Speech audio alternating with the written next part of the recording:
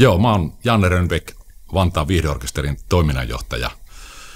Teen tällaista backerihommaa. Nyt me ollaan tekemässä Soloway Musicin erittäinkin upea projekti ja ollaan tosi iloisia, että saatiin lähteä tähän mukaan.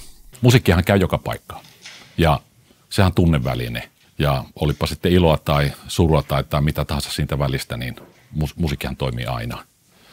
Ja tietysti meidän kulma on sinfoniaorkesteri, kokoonpano ja siihen me niin kuin tähdätään koko ajan niissä hankkeissa, missä me ollaan mukana, mutta toki me tehdään myöskin pienemmillä kokoonpanoilla, tämmöisellä ensemblella sitä, mutta musiikki on tärkeä.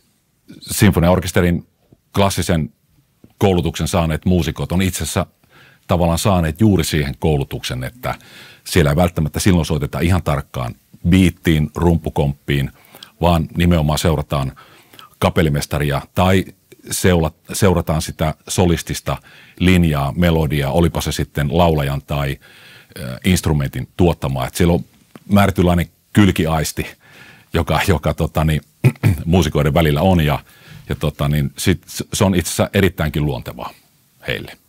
Tämä on vaatinut monta kohtaamista jo ennen kuin ollaan tässä tilanteessa, että muusikot kohtaa täällä sit äänitysstudiolla.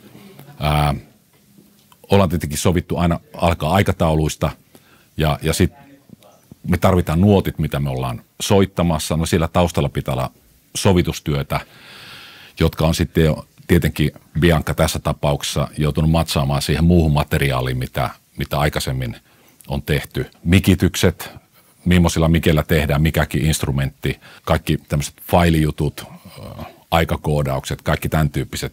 Ihan älyttömän paljon erikoisasiantuntijoita, huippuasiantuntijoita omalla sektorillaan tekee sen alkutyön ja sitten se tulee täällä niin kuin todeksi yhdessä.